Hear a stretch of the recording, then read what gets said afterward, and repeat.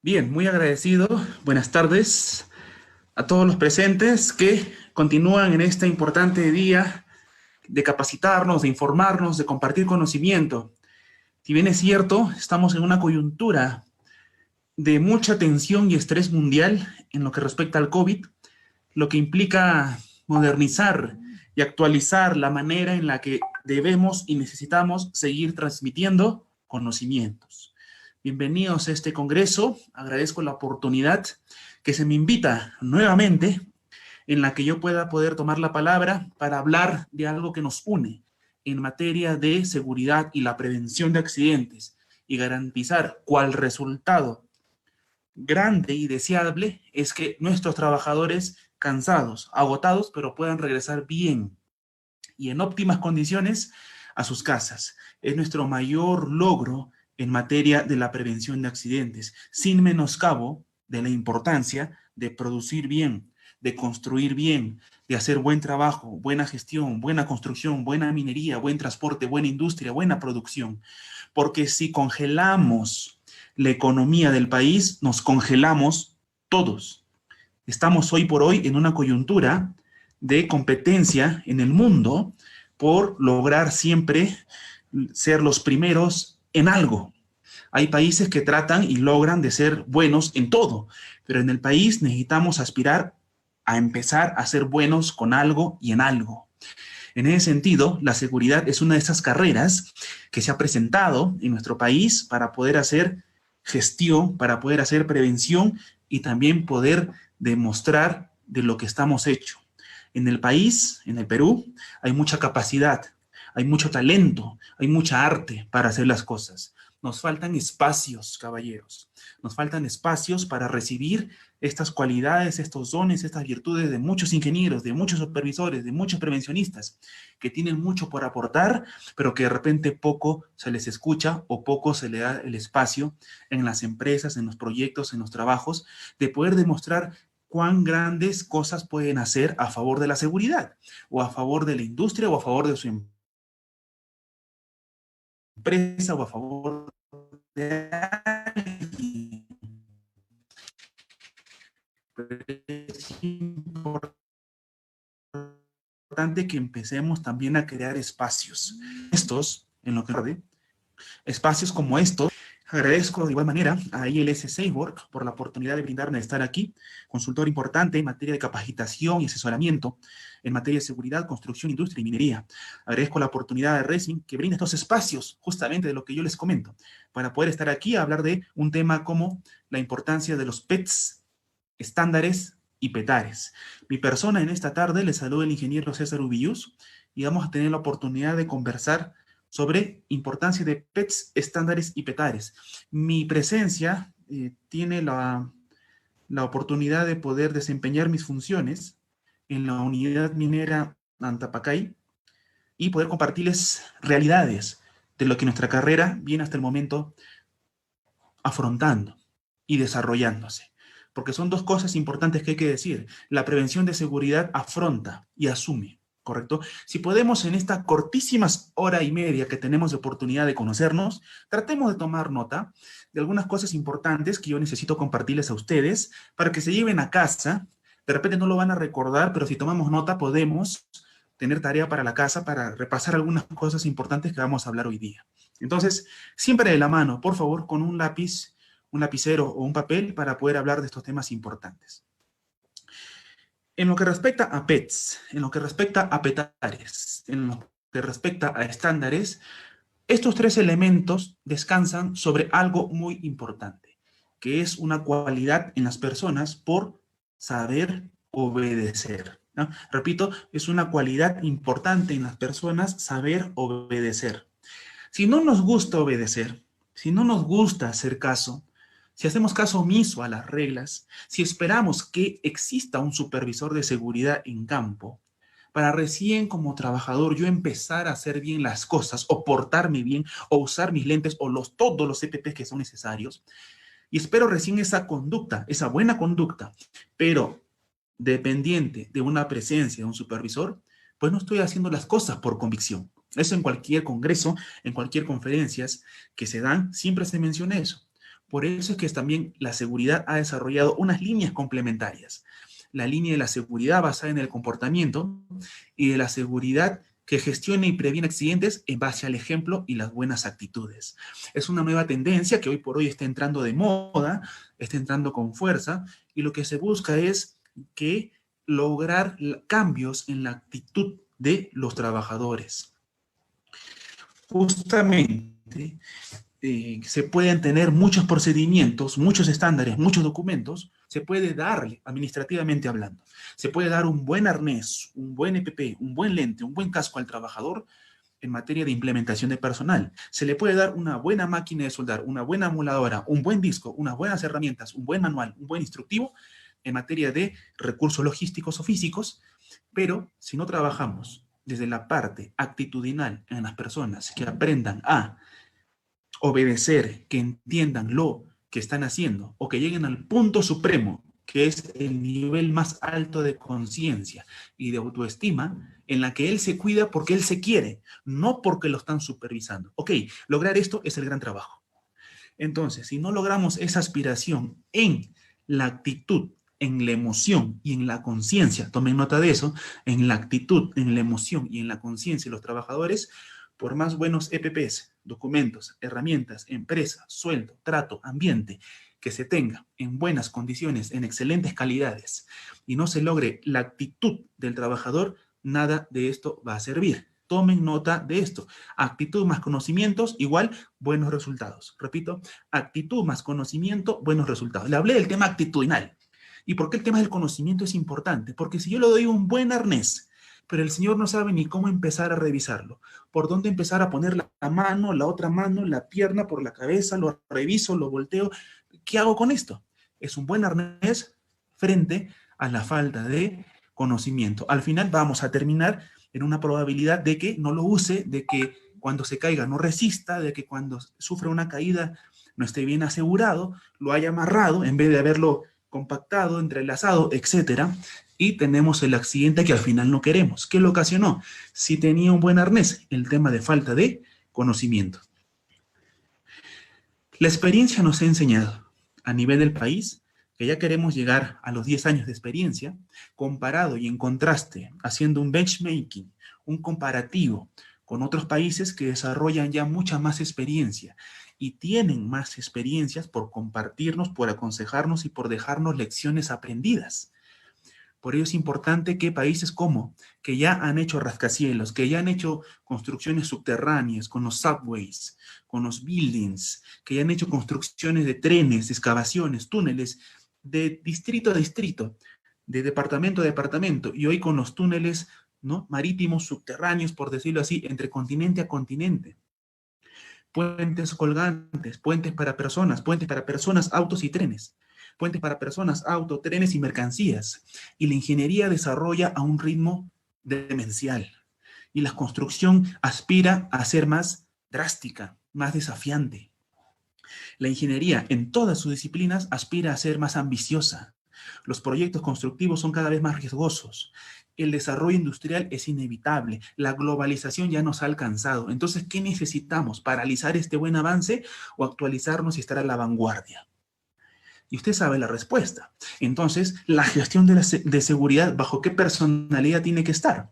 En ese sentido, en una gestión siempre 2 minutos más adelante. Como decimos en materia de seguridad, la gestión de la seguridad, hoy por hoy se habla de un sistema integrado de gestión. Tratamos de, a la prevención de accidentes, integrarle medio ambiente, integrarle calidad, integrarle relaciones comunitarias, etcétera. Y hacemos políticas integradas, sistemas integrados, y etcétera, etcétera. ¿A qué aspiramos con esto? De que todo lo desafiante que va a venir más adelante, téngalo por seguro que va a tener requisitos en todas estas disciplinas que necesitamos como profesionales dominar, conocer y no olvidar. No solamente creamos que prevenir accidentes es lo único y lo más importante, es lo más sagrado y valioso en términos de conservar y preservar la vida de las personas. ¿Qué cosa, profesor? La prevención de accidentes laborales. Porque accidentarlo no solamente es una falta de control en el sistema de gestión, sino también es que le estamos quitando un derecho a ese señor que por más que sea responsable o no, Nadie tiene el derecho de quitarle sus derechos. Y eso tengámoslo en cuenta. En esta tarde que nos encontramos, que trato de darles una pequeña introducción de 10 minutos de lo que está allá afuera, caballeros. Por eso estamos, pese al COVID, que les dije en un inicio, en una situación estresante muy mundial, no necesitamos dejar de compartir conocimientos. Prohibido dejar de compartir actualidad.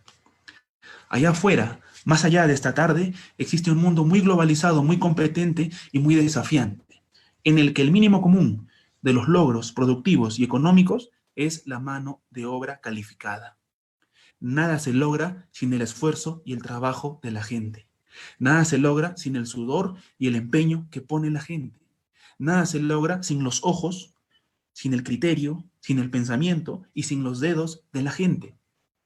Partes de una persona física e internamente, su conocimiento, su experiencia, su actitud, y externamente sus ojos, su mano, su cuerpo, sus habilidades, sus dedos, sus piernas, su físico, su todo, puede estar en riesgo por la única causante de querer lograr determinados objetivos económicos, comerciales, operativos, empresariales. Pero al final, ¿qué necesitamos? La mano de obra de la gente, la mano calificada de la gente.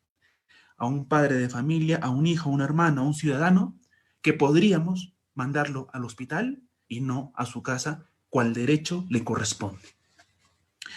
Esa creo yo que es la importancia y la filosofía que trato yo de dar una pequeña introducción de lo que hablaremos un poco en esta tarde y nos centraremos justamente en lo que estamos reunidos, procedimientos, estándares, ¿correcto?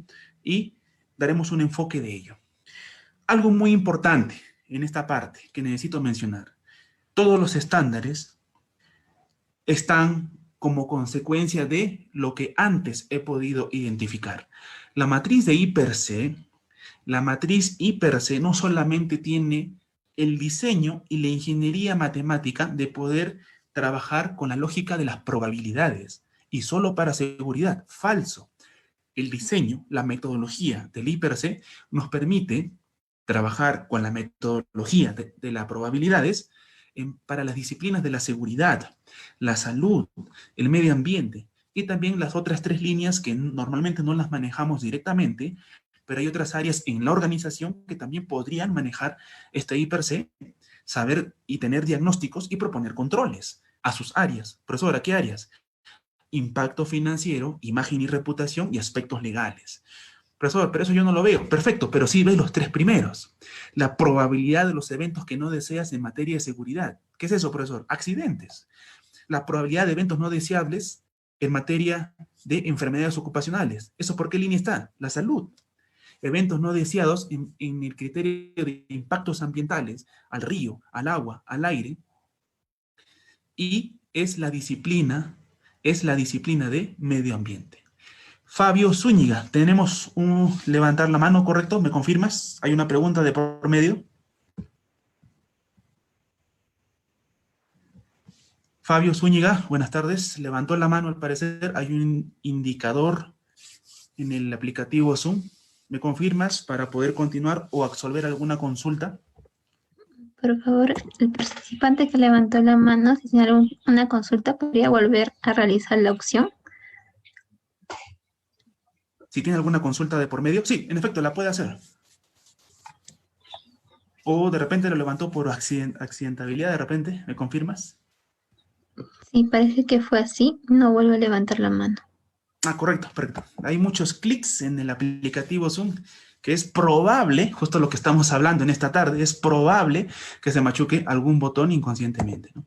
Y justamente es lo que estamos hablando. La lógica y la lógica de las probabilidades nos dice lo siguiente, y es algo que los supervisores de seguridad podrían defenderse también. Cuando les dicen, usted es el ingeniero de seguridad, usted es el supervisor SOMA, ¿sí? Usted es el que siempre es negativo, ¿no? Usted es el que siempre me anticipa accidentes y me asusta a la gente, y como tanto se asustan, se accidentan por eso. Y la respuesta es que no somos negativos. La respuesta es advertimos lo más probable que podría suceder a la empresa. ¿Y por qué le anticipamos lo más probable y es lo más triste? lo más negativo, como accidentes, enfermedades, combustible en el río, etcétera, incendios, lesiones, caída de altura. ¿Por qué estamos anticipando lo más probable y aparentemente lo más negativo? Porque es lo que necesitamos tomar acción inmediata. ¿Quién? ¿El gerente? ¿Quién? ¿El supervisor de seguridad? ¿Quién? La organización. Cuando ocurre un accidente, normalmente siempre se dice, el responsable es el supervisor de seguridad. Y normalmente no sé por qué pasa. Por cultura es el primero al que despiden. ¿A quién? Al supervisor de seguridad. ¿Por qué? Porque hubo un accidente. ¿Y por qué lo despiden? Porque él debió prevenirlo. Y es una percepción que cualquiera al que se lo explico podría creérselo. Pero en la realidad, en la lógica y en la ley, está mal ese criterio. Por eso, si el gerente se equivoca y despide al seguridad, o alguien despide al seguridad, por ello existen inspectores de la SUNAFIL, de la Superintendencia Nacional de Fiscalización Laboral, que fiscalizan estos temas laborales y que aplican todo el criterio, la experiencia y la legalidad de las cosas para tomar mejores decisiones. No es correcto despedir supervisores de seguridad cuando ocurre un accidente. Obviamente tampoco vamos a eximirle de responsabilidades porque se murió el trabajador y el seguridad no tiene nada que ver. Tampoco es la línea de que no me sucede nada y tampoco es la línea tengo toda la responsabilidad. En materia de investigación y las metodologías de investigación de accidentes, ahí siempre lo que se busca es, en investigación de accidentes no buscamos culpables, no buscamos culpables, buscamos causales. Buscamos causales. Obviamente, si en el proceso de investigación, que es otra metodología, encontramos deficiencias en la organización, pues tenemos un sistema integrado de gestión débil, con falencias, con falta de empeño, con falta de liderazgo, con falta de motivación. Hay accidentes solo por falta de motivación. Hay gente que se accidenta solamente porque no tiene un rumbo, un norte, un sentido a lo que desea hacer en la vida, a lo que él está haciendo por la empresa y de repente no es bien valorado, ni siquiera un gracias, ni un buenos días, ni un apretón de mano, o como antes se hacía, o un buenos días acompañado de qué buen trabajo, o una promoción, o un bono, o una felicitación, o un reconocimiento, o hasta una botella de agua, que es una forma de decirle, oye, gracias, qué buen trabajo, felicitaciones. Qué buen desempeño. Veo mejoras desde que te contraté en julio del año pasado y ahora en enero que empezamos el año. Veo muchos cambios. Qué bueno. Quiero seguir contando contigo. Qué buen trabajo. Tu familia debe estar orgulloso. A veces hasta por esas falta de pequeños elementos que consideramos, no, eso no es gran cosa. A veces hasta por eso la gente pierde norte, pierde sentido, pierde motivación y generamos por ahí pequeños indicios de fallas, de incidentes potenciales o accidentes, que ya es más que nada el evento no deseado plenamente concretado en una lesión a alguien o algo, lesiones o daños materiales a alguien o algo. Y son cosas muy importantes.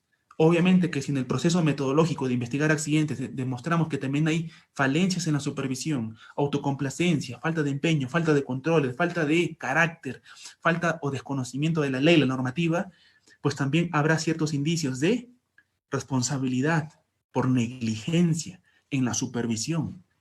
También informes que arrojan negligencia en el trabajador. Se le capacita, se le habla, se busca que la empresa tenga una mejora continua, pero el trabajador no entiende, no hace caso, no obedece, tampoco se quiere, tampoco se valora. Por más que le demos una buena charla, si la buena charla está acompañada de la falta de autoestima, poco o nada le va a importar lo que le has dicho, poco o nada le va a importar lo que le pase, y al final, si le pasa, a él le da completamente igual.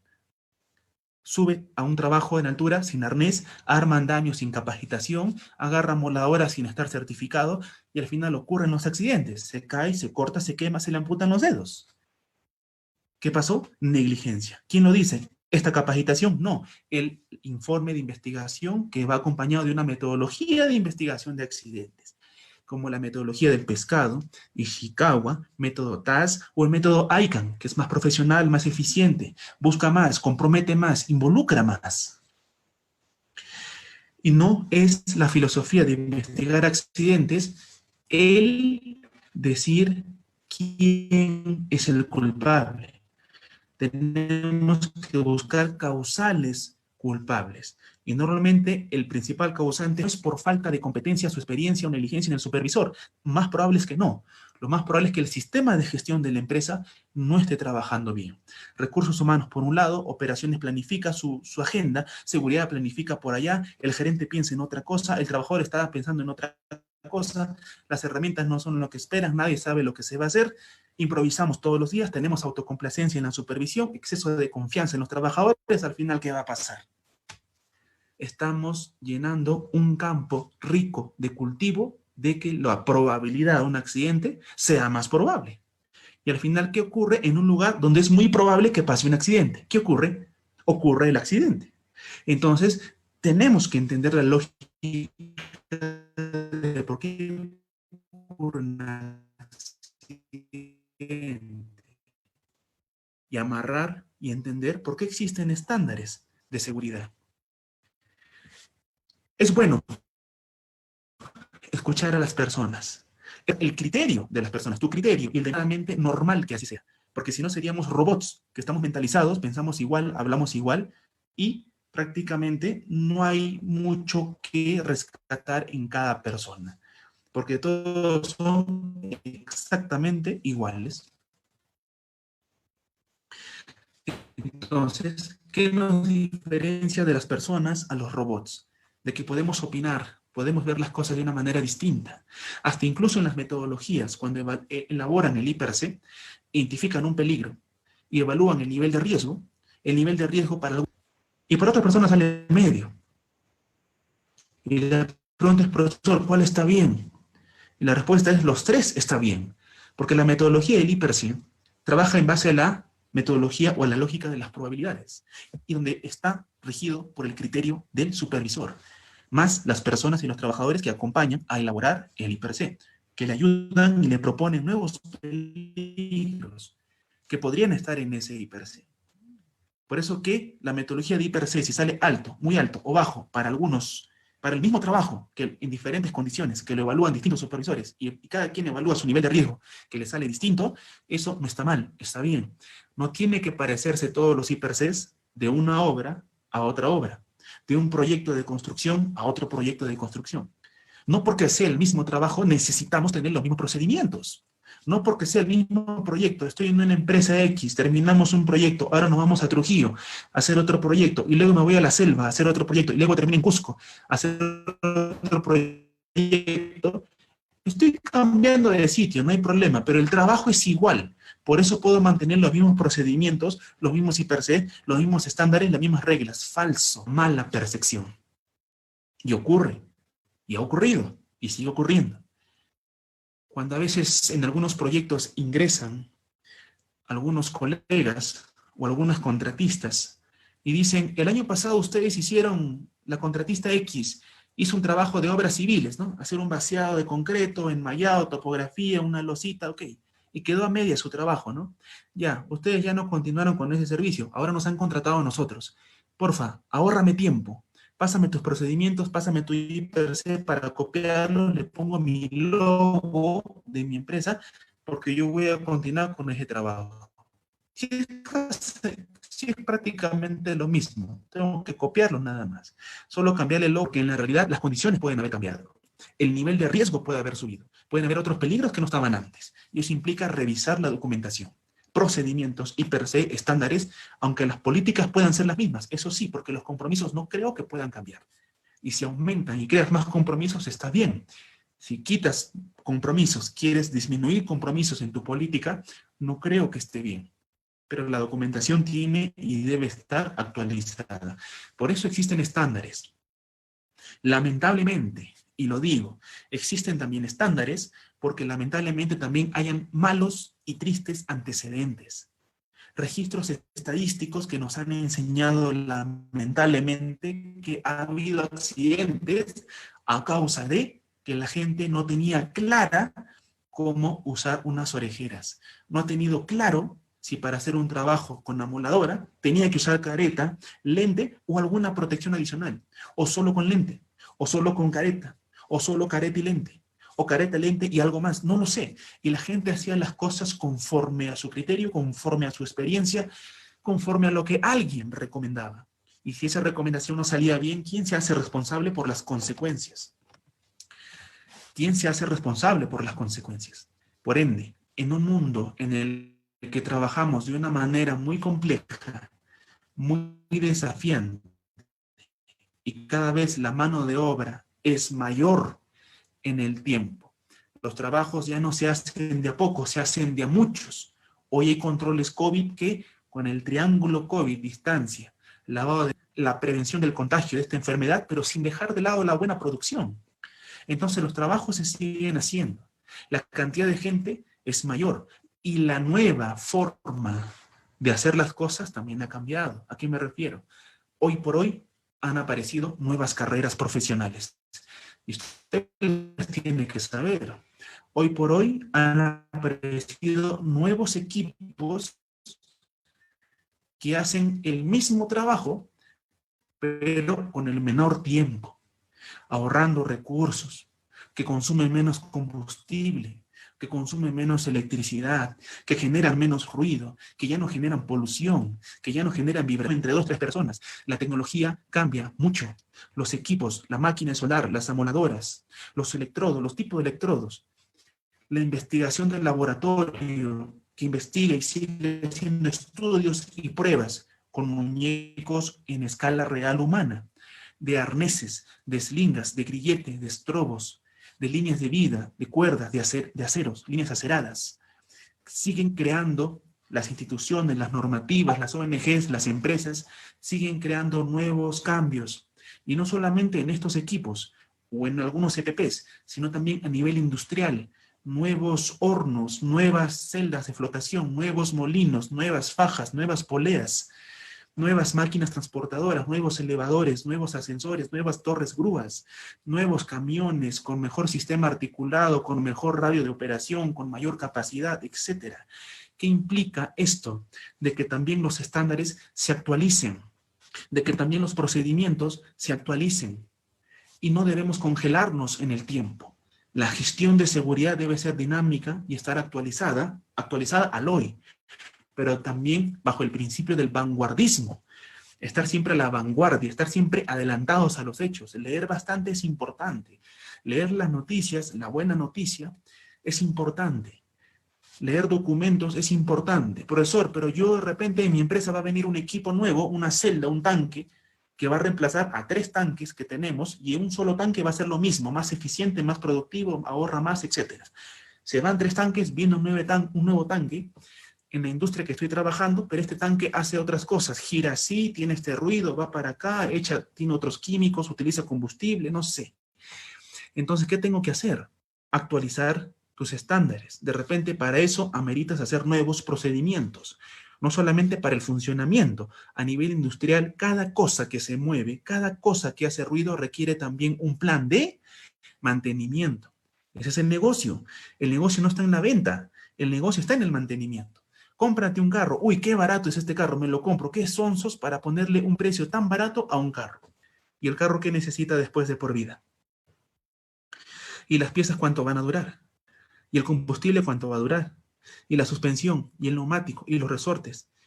¿Y el chasis? ¿Y algún equipo? ¿Y alguna herramienta? ¿Y algún material? ¿Y alguna garantía? ¿Y alguna mejora que le quieras hacer?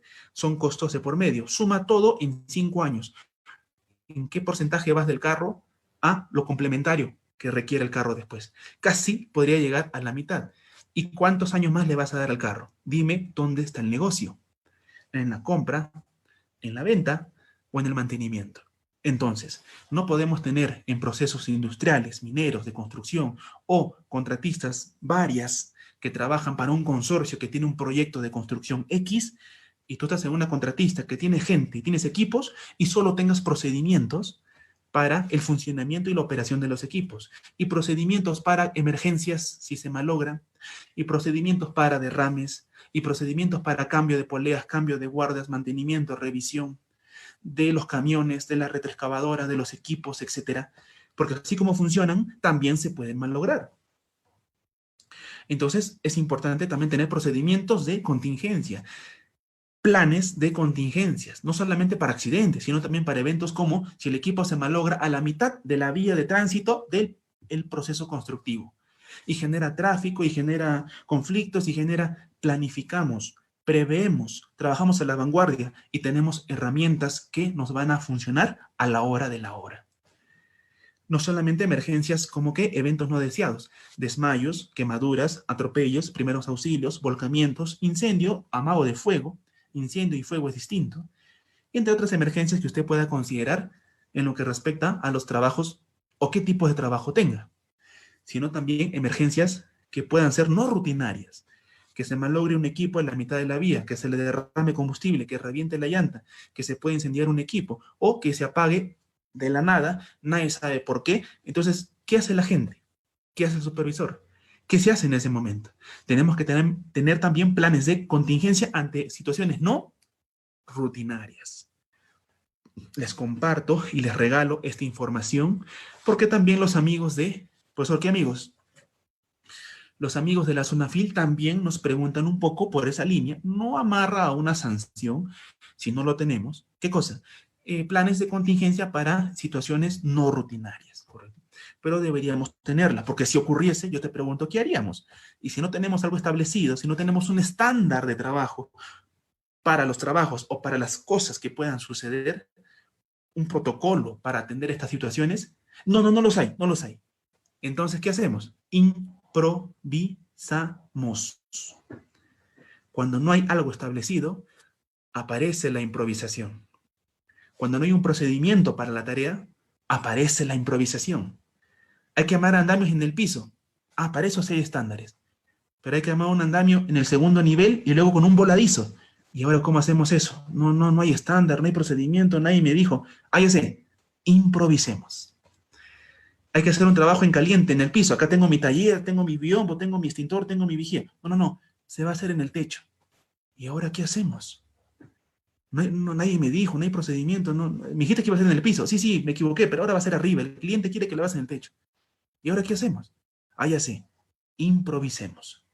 La improvisación siempre genera carísimas facturas económicas, en reputación, en cierre de empresa, de rico a pobre, acompañado de los procesos judiciales que de por medio amarra a muchos profesionales.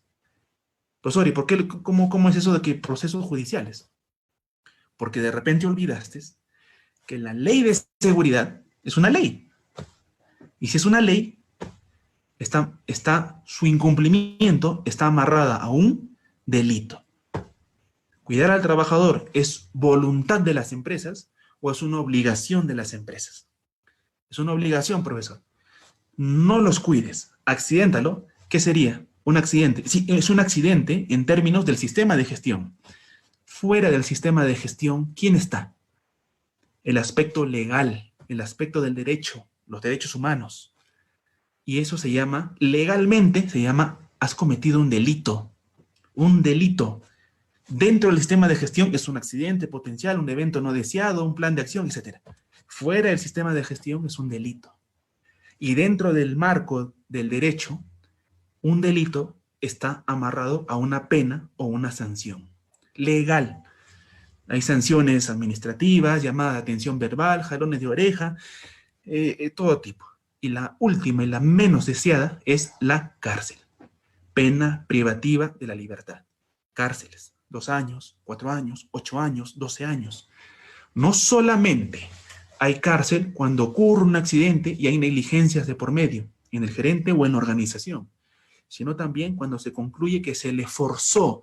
Tomen nota de esa palabra, forzar al trabajador a hacer algo que no desea porque se ha dado cuenta que es peligroso. ¿Quién? ¿El supervisor? No, tu trabajador se dio cuenta que es peligroso y te lo dijo. No lo puede hacer porque es peligroso. No puedo entrar a ese espacio confinado porque no han monitoreado ni el nivel de oxígeno, ni el nivel de explosividad de los gases, ni el nivel tóxico de los gases. No, ingresa nomás. No puedo ingresar. Te despedimos. Te descuento. Te reporto. Está bien, ingeniero. Con esta situación del COVID que estamos, que no hay chamba, no la voy a perder. Por usted voy a ingresar. Pero de ahí trae el equipo y monitorea los gases, pues. Yo voy avanzando los trabajitos. Yo vuelvo al toque y lo monitoreo. Ve ingresando nomás. Ya, ingreso, jefe. Y después no sale. Y después se desmaya. Y después convulsiona. Existe un gas en materia de espacios confinados que es el gas silencioso mortal. Repito, el gas silencioso mortal. No tiene color, no tiene olor, no tiene sabor. No lo ves, no lo sientes, no tiene sabor, no lo puedes respirar, no hay forma como detectarlo. Es el famoso CO, monóxido de carbono. En materia de espacios confinados hay una ubicación de los gases en base a la densidad de los gases. El más pesado abajo, el aire está a nivel intermedio, el aire que respiramos, y los menos gorditos, los más flaquitos, los menos densos están arriba. Sabemos y podemos saber, está en internet, está en las fichas, está en muchos lados la ubicación de los gases en base a la densidad de los gases. ¿Pero qué no sabemos? La concentración de los gases. Por eso tenemos que monitorear la calidad del aire o la presencia de ciertos gases de la atmósfera de trabajo, donde va a estar mi trabajador en un espacio confinado. Y resulta que se desmayan. O muchos supervisores de operaciones, yo lo voy a hacer. Entran, respiran, no huele nada, no siento nada. Limpio, ingresa y luego se desmaya. Monóxido de carbono genera ataques cardíacos, te puedes desmayar, puedes perder el conocimiento y puedes también morir en el intento. Tengan cuidado con eso. Y al final, ¿a qué voy? Forzaste al trabajador a hacer eso, perdió la vida. Yo no lo accidenté, él ingresó. Se buscará la forma de evidenciar que se le forzó, pero si se concluye en el informe, al señor se le forzó a ingresar. ¿Qué significa que se le forzó? Que lo estás obligando a hacer algo que no quiere. ¿Y por qué no quiso? Porque se dio cuenta que era peligroso, porque sabía que habían procedimientos que decían monitorear la calidad del aire para un trabajo en espacios confinados y no se hizo. ¿Quién decía eso? ¿Mi capricho? No, mi procedimiento, señor. Y te lo está diciendo tu trabajador. Y tu estándar para espacios confinados de tu empresa dice, así tenga 15 hojas, 35 hojas o 85 hojas que he podido leer un estándar de espacios confinados. Y también he leído estándares de espacios confinados que dicen 3 hojas. ¿Y cuál es mejor? ¿Un estándar de 85 hojas o un estándar de espacios confinados de 3 hojas? En seguridad no es la cantidad, es el que más resulte, el que mejor resulte y el que más funcione en la práctica, el que mejor se entienda, el que mejor se cumpla, el que más demore en leer, el que más flojera dé, el que no se entiende el mensaje, no lo van a hacer, por más que se haya hecho, no lo van a hacer. El más práctico, el más útil, el más sencillo, el más inmediato es lo que la gente más recuerda y lo que la gente más va a hacer. Tampoco digo que los procedimientos sean cortos y simples. En materia de auditoría al sistema de gestión, paréntesis, documentación, también se revisa que tenga todo el índice normado o lo mínimo obligatorio que manda la ley, los decretos o las normas técnicas peruanas. Entonces, usted aplicará su criterio y su habilidad de poder resumir y tener lo más valioso posible. En la práctica, lo que necesitamos es que se cumplan las cosas, que se cumplan los controles, que se cumpla lo que dice el estándar, que se cumpla lo que dicen las normas. Y eso es lo que necesitamos hacer.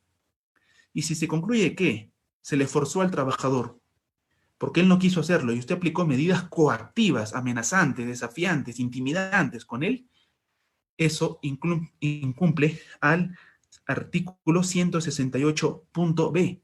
Normalmente se habla del 168.a del Código Penal, pero el 168.b nos habla de forzar al trabajador. Cuando hablamos de elaborar estándares, y es la pregunta que queremos hacer seguramente aquí, ¿y cómo empiezo, profesor, a elaborar estándares? Justamente, necesitamos desarrollar mucho la capacidad de análisis. Tenemos que entender cuáles son los peligros más críticos y potenciales en nuestra organización. La metodología de probabilidad por la severidad nos da un nivel de riesgo. Los niveles de riesgo rojos son los más altos, según la matriz IPRC 5x5. Hay muchas variedades y lo podemos encontrar en la resolución ministerial 050-2013-TR, resolución ministerial 050-2013-TR. Encontramos modelos de procedimientos, modelos y formatos de estándares, modelos y metodologías de IPRCs, formatos diversos de cómo hacer cada documento y herramienta para el sistema de gestión, entre ellos la matriz 5x5 que yo le mostré líneas diapositivas arriba. Entonces, todos los niveles de riesgo que nos salgan alto, significa que tenemos que automáticamente tener estándares de trabajos de alto riesgo para esos peligros que me han salido críticos y establecer en este estándar controles, formas, maneras de hacer las cosas, de una manera en la que se haga el trabajo se controle y se gestione los riesgos y se garantice que el trabajador no se dañe y no se accidente. En resumen, esto, en el enfoque y el orden del índice de un estándar, necesitamos colocar introducción, alcances. El alcance E en base al tipo de tarea y actividad que hace la empresa. Hay empresas que solamente se dedican al transporte. La mayor probabilidad de eventos es un accidente en la ruta. Necesitamos elaborar un estándar de cómo transportarnos de una manera segura. Punto. Pero, profesor, también puede accidentarse, puede quemarse, puede golpearse. Son eventos menores que igual hay que gestionarlos. Pero elaboramos estándares de una manera en la que empezamos a atacar lo más crítico. ¿Qué cosa? Lo que puede matar a la gente. Lo que puede dejar incapacitado de por vida a la gente. Temporal o permanentemente, pero ya está incapacitado y eso amarra muchas penalidades y todo un proceso jurídico legal muy engorroso y cargoso de entender, pero que son consecuencias para la empresa y daños y perjuicios emocionales y psicológicos para el trabajador. Entonces, necesitamos entender cuál es la naturaleza operativa de la empresa. Si no sabemos eso, no vamos a tener norte para elaborar los estándares. ¿Qué hace la empresa? Al rubro logístico, transporta y desplaza contenedores. Al rubro de grúas, nosotros hacemos puros izajes, levantamos contenedores, levantamos camiones, levantamos cargas, levantamos vigas, levantamos techos, todo. ¿Qué hacen ustedes? Nosotros nos dedicamos a lo que es montaje de torre grúas y hacemos operaciones con torre grúas para el proceso constructivo de los edificios que van creciendo. En el rubro de el boom de la construcción, ¿no? ¿Nosotros qué hacemos? Nosotros trabajamos en puertos y hacemos traslados de contenedores, desplazamos el puente grúa con rieles en tantas longitudes, en tantos tiempos, en estas fechas, en estos horarios. Ah, perfecto. Ya estoy teniendo un norte, estoy conociendo la actividad, el rubro económico de la empresa. De modo tal que hay otras empresas que se dedican a mantenimiento, a talleres, al alquiler de camiones grúas. Solo te alquilo el camión grúa, si tú lo chocas, te accidentas, es tu problema.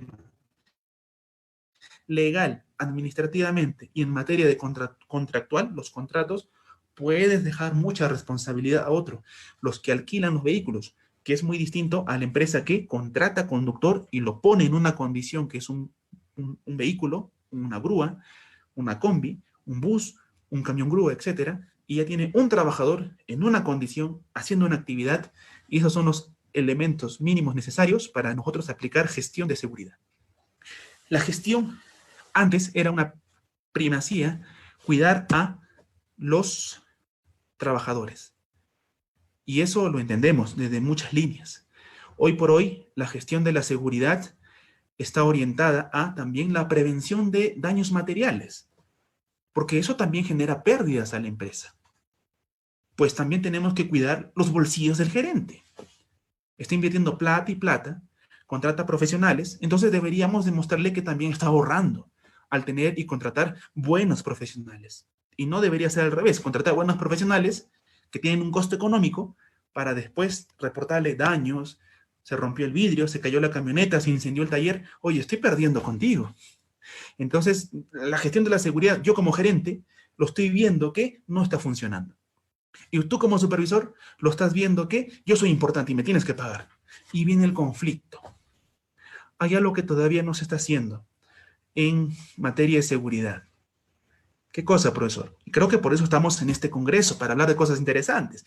Todo lo demás, profesor, hábleme de la teoría. La teoría está en internet, está en los libros, en las fuentes bibliográficas que yo les puedo compartir también en este congreso. Pero en el poco espacio que tenemos, hablemos también de cosas reales, que de repente no están en los libros y tampoco en internet, pero sí lo podemos encontrar en este congreso, ¿sí? Hay algo que no se está haciendo en materia de seguridad. No estamos valorizando la seguridad. No estamos valorizando la seguridad. ¿A qué me refiero? Valorizamos en materia operativa casi todo. Valorizamos los avances, hacemos metrados de las partidas, de los materiales, de los metros cúbicos de tierra, los equipos que se tienen, la cantidad de combustible consumido, las horas de trabajo que se reflejan en el salario económico por los días trabajados o por las horas trabajadas, el alquiler de las unidades, el desayuno, almuerzo y cena, el transporte, los sueldos, beneficios sociales, tiempo, horas, jornadas, etc. herramientas, materiales, combustibles, equipos, gastos improvisados, todo. Te lo valorizo y a fin de mes esto gastamos y esto ganamos. Excelente. Aplausos para el supervisor de operaciones. Él sí sabe cómo llenar los bolsillos de la empresa. Él me genera las ganancias. Por él tenemos utilidades. Y es bueno porque es su trabajo. Y el de seguridad, ah, sí, yo lo contraté porque el cliente me pidió que ponga seguridad y que haga la prevención y que cuide a la gente. Ah, ya. ¿Y cuánto te costó? Me costó tanto mensual, su gratificación y a fin del proyecto su liquidación tanto. Ah, gasté tanto. Perdón, ¿qué dijiste? Gasté tanto. Ah, ok. ¿Y han valorizado la seguridad? No. Correcto. Se los dejo a los más de 100 participantes que nos escuchan en esta tarde. Dejarles como una tarea para la casa interesante, y a los que están en proceso de tesis, en maestrías, en titulación, en lo que estén, a ver si cómo proponemos un formato de valorizar la seguridad. Hay formatos, metrados, cursos enteros de cómo valorizar y metrar un proyecto, una obra, gerenciar el proyecto, etc. Y en seguridad, ¿por qué no valorizamos la seguridad? ¿Cuánta plata entra o requiere la seguridad para hacer seguridad? ¿Y cuál es el beneficio que al final tiene la seguridad? De repente, tener indicadores en base a número de accidentes, número de enfermos, número de fatalidades, número de pérdidas y daños, número de daños materiales, número de algo. Y reflejar esas cosas que no han pasado deberían reflejarse en un beneficio económico. Oye, ¿por qué me dices que lo ahorré? Porque no lo gastaste. ¿No gasté en qué? No gastaste en accidentes, no gastaste en enfermedades, no gastaste en comprar otra grúa, no gastaste en remediar una camioneta que se ha volcado, no gastaste en nada. ¿Por qué? Porque lo previne. Porque apliqué controles, porque funcionó el sistema, porque era bueno el procedimiento, porque la gente entendió, porque apliqué buenas metodologías, porque hice algo. Entonces, terminamos la obra, cerramos la obra y solo entregamos el registro estadístico de horas hombres trabajadas, indicadores de gestión de seguridad, le pongo 0 a todo, listo, muchas gracias, paga mi liquidación. ¿Y cómo marketeamos y vendemos la seguridad? Hay empresas que solo las contratan porque dicen que son muy seguras y ganan a veces el contrato por eso, pero cobran carísimo. No me importa, pero cuidan a su gente, no hay accidentes. ¿Qué está vendiendo? ¿La parte económica o la parte de seguridad? La parte de seguridad. Hay otras empresas que, por esta obra, ¿cuánto me cobras? 5.000 soles. ¿Tú cuánto me cobras? 3.500. Contratado. ¿Qué vendió? La parte económica. Y a la hora de la hora, queman a su gente, fracturan a su gente, accidentan a su gente, enferman a su gente. Procesado el consorcio por temas contractuales te lo paso a la contratista le llega con copia al gerente y el gerente se lo pone con copia amigable al supervisor de seguridad. Me denuncias tú, te denuncio yo, te contrademando yo, me contrademandas tú y así nos mantenemos todo el año demandados los dos. Entonces, es tarea para la casa poder también establecer formatos de poder valorizar la seguridad, marketear la seguridad, vender la seguridad. ¿O no les ha pasado de repente en algún momento caminando en algún proyecto? Vemos una empresa que tiene trabajadores, el trabajador, un tipo de guante bastante raro, con protección en los dedos, en los nudillos, y solo es el trabajador, el ayudante, con tremendos guantes. Y solamente por el guante que tú le estás viendo a ese trabajador dices, ¿y qué guante tendrá el supervisor entonces? ¿Cómo quisiera estar trabajando aunque sea un mes ahí? ¿Qué vendió? La seguridad. Ya está vendiendo, está marketeando. El guante que puede costar de repente 5 soles un par y otro que pueden costar 35 el par. Entonces, ese costo no solo está en el nivel de protección, de conformidad, de que es suave, no hace sudar y protege y todo, sino también está vendiendo la marca, el producto. La parte comercial va muy amarrada en todos los sentidos. ¿Por qué creen que la lavadora que tienen tiene la marca afuera? La moladora que usan tiene la marca afuera. El disco que compras tiene la marca afuera. Y algunos otros productos mejor no tienen marca, para no volver a comprarlos. Entonces, la marca está vendiendo, no solo el precio en la calidad, sino también hay un precio que está incluido porque está la marca anunciándose y todo el mundo lo está viendo. Funciona, vende. Y la parte comercial va amarrada también de la parte de seguridad. El que lo sabe utilizar de la mejor manera. La seguridad, entonces, da plata. La seguridad sí da plata. Y no solamente debería decirse, no, yo pagué tanto al seguridad, su liquidación, su gratificación y gasté tanto. Esa frase ya me da un diagnóstico, así como se hacen diagnósticos al sistema integrado de gestión, también se hacen diagnósticos al nivel cultural y al nivel de resistencia de las gerencias. Habiendo nosotros, cuando tratamos de hacer diagnósticos, tratamos de entender eso, que a nivel gerencial necesitamos eliminar la cultura de la resistencia. Nos resistimos al cambio, no nos gustan los cambios. Pero luego cuando vemos los números sobre la mesa ya nos gustan, ¿no? Pero necesitamos trabajar en ese sentido. Los supervisores, tomen nota de esto, no solo son supervisores. Un supervisor de seguridad es, tomen nota, un supervisor, un asesor y un formador. Si alguien tiene más puntos que dar, bienvenido. Estamos en una sala completamente abierta y en un mundo globalizado. El conocimiento no puede ser cerrado. Yo al menos que he tomado la palabra en esta tarde, me atrevo a poder decirles que yo considero estos tres muy importantes. Pero siempre lo dejo con 3 puntos suspensivos. ¿Por qué? Porque alguien en esta sala de los 100 participantes podría dar un mejor concepto del que yo les estoy dando. Y el día que usted tome la palabra, me gustaría escucharlo y aprender también de usted. En esta oportunidad que me toca estar a mí aquí en la pantalla y hablar un poco, les comparto estos conocimientos. Un supervisor de seguridad es un supervisor, un asesor y un formador. ¿Por qué supervisor? Porque estar en campo implica que usted es el garante de que los controles se cumplan, de que la señalización de los rombos se cumplan, de que los procedimientos, sus controles se cumplan, de que los controles en la última columna del IPRC se cumplan. Porque es un asesor. Porque necesitamos trabajar todavía, que ni siquiera llegamos a los 10 años en materia de gestión, de las leyes y todo, en materia de seguridad, necesitamos todavía reunirnos mucho con los gerentes, hablar con ellos, hacerles entender, vender la seguridad, como les digo, marketear la seguridad y hacerles entender que todo esfuerzo, desde un procedimiento, un estándar, una regla, una inversión, un supervisor, una capacitación, una certificación en algo, es marketing, es inversión, habla por sí solo. Es fácil certificarse, el papel está ahí, te lo firman, te lo imprimen y está pegado en la puerta. Pero si no hay cultura, eso también hay que asesorar. Si seguimos con la cultura de la resistencia, si seguimos creyendo que la seguridad es un gasto, si seguimos descuidando a nuestra gente, si no entendemos que motivarlos es mejor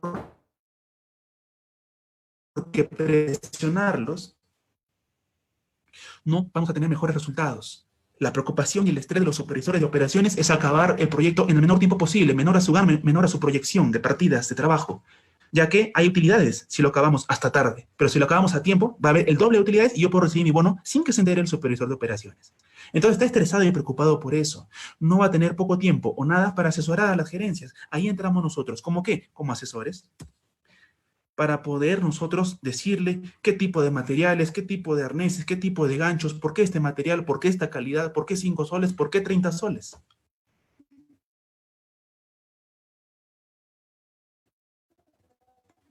Es importante explicarle que en gestión de evidencias, repito, gestión de actitudes, gestión de observaciones, gestión de evidencias. Un arnés que el supervisor está pidiendo en campo hace un mes, y después de 1 mes y medio le llega, es porque hay problemas en el procedimiento, problemas en la comunicación, problemas en la conciencia, problemas en las responsabilidades, problemas en las prioridades o establecer prioridades. Y tenemos que encontrar dónde está el problema para tomar acción. El gerente requiere asesoramiento permanente. Y si no conversamos con las cabezas, pues ahora entendemos por qué seguimos como seguimos. Entonces, somos supervisores y somos asesores. Y de igual manera también somos formadores, supervisores, asesores y formadores. ¿Por qué formadores? Porque necesitamos desarrollar niveles competenciales en las personas. Necesitamos que sean mejores personas, mejores profesionales. Los soldadores, los andamieros, hacer que los practicantes puedan ser ayudantes en algún momento y enseñarles que el ayudante puede ser un oficial más adelante y que el oficial puede ser un operario en unos añitos o en unos meses y que después, por su talento, por su capacidad, pero sobre todo por su actitud y su conciencia, pueda ser líder de obra, el supervisor de grupo y luego, ¿por qué no?, un supervisor de operaciones, acompañado de cursos y certificados que son importantes. No mueve toda la balanza tener 10 maestrías, pero siquiera es un requisito importante en un mundo tan globalizado que nos exige tener muchas competencias. Pero por encima de esos cartones, está la actitud, la vocación y el empeño que se le ponga sin importar el puesto de trabajo. Hay ayudantes, albañiles que dan más talla que el propio supervisor. Hay soldadores o oficiales soldadores que dan más talla que el propio jefe de proyectos. Así como hay supervisores de operaciones que son más preocupados que el propio supervisor de seguridad. Pues también ha pasado. ¿Y a qué nos vamos entonces? De que para formar gente no solo basta con guiarnos en los 20, los 18, los 16, los 17 que sacan en el examen. También hay que trabajar en educación formativa. Si tú me traes un examen de trabajo en altura que dice 20, el 20 significa que siempre te vas a anclar, que siempre te vas a cuidar, que siempre vas a ser consciente y responsable. No necesariamente. Esa es la respuesta. No necesariamente. Tengo que evaluar tu nivel actitudinal, tu nivel de compromiso, tu nivel de autoestima. Eso también es importante en las arterias de la seguridad. Las venas, importante, son la prevención de accidentes, de salud, enfermedades ocupacionales. El tema también de daños materiales, de capacitación, de inspecciones, de elaborar estándares, de actualizar los documentos, etcétera. Pero las arterias está siempre por el tema actitudinal. Siguiente punto que quiero compartir con ustedes. ¿Por qué estamos eliminando la documentación? Cuando actualizamos procedimienos o IPRCs, tenemos que cambiarle la versión. Tenemos que cambiarle la versión. Estamos de versión 1. Agregamos un estándar más a los estándares, le estamos cambiando, adicionando nuevas cosas. Cambiaría a versión 2, ¿correcto? Cuando tiene cambios, modificaciones.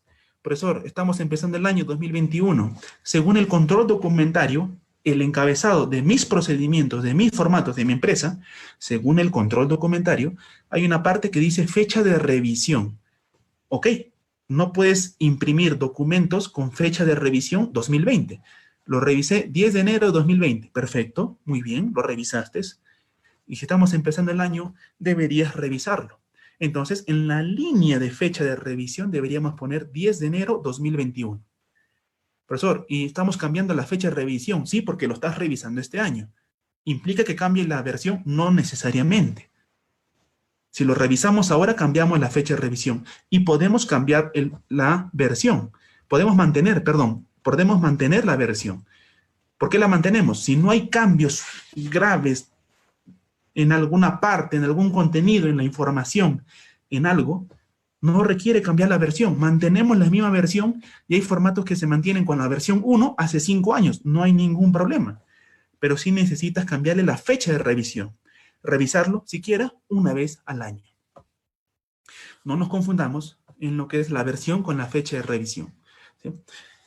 Hay cada detalle por hablar y por investigar, como por ejemplo el caso de los grilletes que requieren pasos en la inspección, pasos en la revisión, detalles en un camión grúa, cada pieza, cada material, detalles en los equipos como las máquinas de soldar, como las amoladoras, como sus discos. Hay muchos detalles de por medio que tenemos que no pasar por alto. Profesor, ¿de qué me puedo apoyar yo para enriquecer más mis procedimientos, para enriquecer más mis estándares? ¿De qué me puedo enriquecer yo, profesor? De mis PETARES, que es una herramienta de gestión. ¿De qué me puedo enriquecer más? Es importante que los equipos, como los camiones, las retroexcavadoras, las excavadoras, vienen con un manual de operación. Vienen con un manual de operación. Y esto es importante porque de ahí podemos sacar controles, recomendaciones, restricciones, cómo interpretar las luces, las señales, la capacidad del equipo, qué puede hacer, hasta dónde puede avanzar, a qué velocidad, a qué cantidad son sus mantenimientos. Algunos piensan que son con los kilometrajes y no se dan cuenta que hay algunos equipos que por la cantidad de horas trabajadas requieren un mantenimiento. ¡Wow, profesor! ¿Dónde sabe eso? Lo leí en el manual del equipo. Profesor, ¿y cómo sabía que el equipo, el disco, esta moladora tiene que estar ajustada en este lado? Yo pensé que siempre se pone el disco en la moladora hacia afuera, porque afuera se tiene que ver la marca, no necesariamente. Y eso lo dice el manual. No estamos revisando muchas veces los manuales de los equipos móviles, equipos de poder, herramientas manuales, todo viene con fichas operativas, un manual con instructivos. Ahí hay información técnica, mecánica, operativa, funcional y de prevención y mantenimiento, controles y garantías. tal cual, en resumen. Entonces, la parte de control, garantía y mantenimiento, de ahí podemos sacar algunos controles, algunas restricciones. Profesor, ¿para qué voy a sacar de ahí? Para que lo pongas en tus procedimientos, que no solamente es un indicador de los pasos a seguir, sino también que el señor sepa las cosas que no debe de hacer. Normalmente, por el diagnóstico cultural del país, ¿qué es lo primero que la gente hace? Repito, por el diagnóstico cultural del país, no, de Estados Unidos, de Colombia, de Chile, no, de acá, de nuestro país. ¿Qué es lo que la gente normalmente hace? Lo que no debe de hacer. Entonces, ¿qué es lo que necesitamos adicionar a nuestros procedimientos, a los pasos de una tarea? Adicionarle restricciones. Repito, necesitamos poner en los procedimientos restricciones. En muchos de los casos, como las charlas son todos los días, no hay proyecto en el país donde no empiezan los trabajos sin charla. Todos los días hay charlas, capacitaciones, difusiones. Qué bueno, la gente ya está muy enriquecida de seguridad, pero a veces poco se habla de lo que no tienen que hacer. Y como no se habla de lo que no tienen que hacer, justamente las primeras cosas que hacen son las cosas que no tienen que hacer. Cuando falla un equipo, ¿qué es lo que no tienes que hacer? Encenderlo. Y lo encienden y lo malograron. Cuando ocurre un derrame de alguna sustancia, ¿qué es lo que no tienes que hacer? A esta sustancia no le eches agua porque reacciona, se hace un gas grande. Y lo primero que hacen es echarle agua. Cuando ocurre intoxicación de alguna sustancia química que le está quemando, un compañero bebió ácido sulfúrico. ¿Qué hace el compañero? Le hace la maniobra de Heimlich, el compañero vomita y el gas ácido o la sustancia ácida que ingresa y quema, cuando sale, ¿qué hace? Vuelve a quemar. ¿Por qué generó una quemadura de tercer grado en todo el sistema digestivo cuando pudo quedar en una quemadura de primer grado si solo bajaba? Pero como le regresaste la sustancia química para hacerlo vomitar, le generaste más quemadura, más daño, más lesiones. Pasamos de una quemadura de primer grado, cuando lo regresaste y le volviste a quemar, quemadura tercer grado. ¿Qué lo ocasionó? Lo que no debías de haber hecho. Pues ahora entonces, ¿qué hago? Necesitamos actualizar los procedimientos y agregar y revisar si hay medidas restrictivas. Por eso es importante, porque la gente normalmente hace lo que no tiene que hacer y ahí encontramos algunos problemas. Es importante definir los pasos de una tarea y para definir los pasos necesitamos trabajar de la mano de el que ejecuta la tarea para que nos explique lo que hace y lo va a decir en su propia manera y en su propia experiencia, pero él conoce qué cosa. ¿Qué cosa necesito para hacer los procedimientos? Necesito detalles. De esta persona, de este líder, voy a sacar los peligros de una determinada actividad. ¿Correcto? De una actividad determinada voy a sacar los peligros. Entonces, ¿quién me los va a decir? El que ejecuta la tarea. ¿Quién está trabajando más tiempo en ese punto? El que ejecuta la tarea. ¿Quién por ahí se ha accidentado, se ha cortado, ha tenido un accidente bastante ligero, pero algo le ha pasado por hacer la tarea? El que ejecuta la tarea. ¿Con quién debo elaborar los procedimientos? Con mi equipo de trabajo. ¿Con quién debo elaborar mi IPRC? Con mi equipo de trabajo. ¿Con quién debo coapoyarme para poner controles y medidas restrictivas en mis estándares? Con mi equipo de trabajo. Y si viene un inspector de la SUNAFIL y me pregunta si yo elaboré el estándar y los procedimientos con mis trabajadores, y yo le respondo, sí, señor inspector. Y el señor inspector me va a decir, muéstrame tu evidencia. Y usted le va a decir, no la tengo. Entonces, prácticamente, objetivamente hablando, nunca lo hizo. Lo hizo solo, sí lo hizo solo, pero lo tuvo que hacer con la gente. Por esto te voy a poner una pequeña multita. Entonces, ante un inspector de la SUNAFIL necesitamos responderle las cosas de manera objetiva y verídica. Prácticamente, papelito manda. Si no hay papel, no hay evidencia. Si no hay evidencia, nunca se hizo. Y si no se hizo, es un incumplimiento. ¿Un incumplimiento para el inspector? No. Un incumplimiento para la normativa. Y te lo dije, si incumples la ley, amarras a un incumplimiento o un delito. Profesor, ¿no sería una no conformidad? Una no conformidad, me preguntan, sería en materia de auditorías. Si encontramos que no estás cumpliendo lo que la normativa y la ley dice, y en materia de auditoría te estoy dando la oportunidad de que te corrijas, de que mejores, de que implementes, de que lo hagas. Pero una falta tan grave no puede quedar desapercibido y sería categorizado como una no conformidad. Recordemos que para los inspectores necesitamos demostrar evidencia. Quiero analizar la siguiente imagen de aquí. Presten atención a cada uno de los ítems.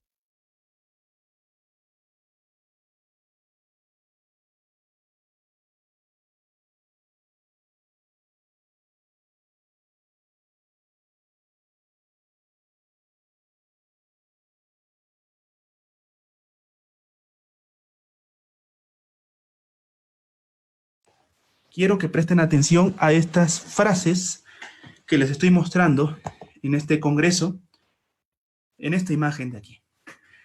Hay imágenes que de repente y conceptos que ya lo manejamos, ya lo dominamos, ya lo conocemos, pero justamente esta imagen de aquí, en esta diapositiva, muestra lo que yo necesito que los supervisores, que ustedes, los líderes de la prevención, supervisores, ayudantes, asistentes, conocedores, gerentes, dueños, jefes, conozcan y desarrollen competencias en ustedes como profesionales que son. Es un poco triste llegar muchas veces a... Es un poco triste llegar a veces a ver casos de líderes de la prevención de accidentes que cuando tienen la oportunidad de elaborar un procedimiento, por ejemplo, un procedimiento, o elaborar el IPRC, que es un formato que está orientado para puestos de trabajo, y en cada puesto de trabajo hay peligros a los que está asociado ese puesto de trabajo. El soldador no tiene los mismos peligros que el conductor. El conductor no tiene los mismos peligros ni las mismas consecuencias que el que arma andamios. El que arma andamios de 2 cuerpos no le va a pasar lo mismo o no le podría pasar lo mismo que el que arma 8 o 10 cuerpos de altura.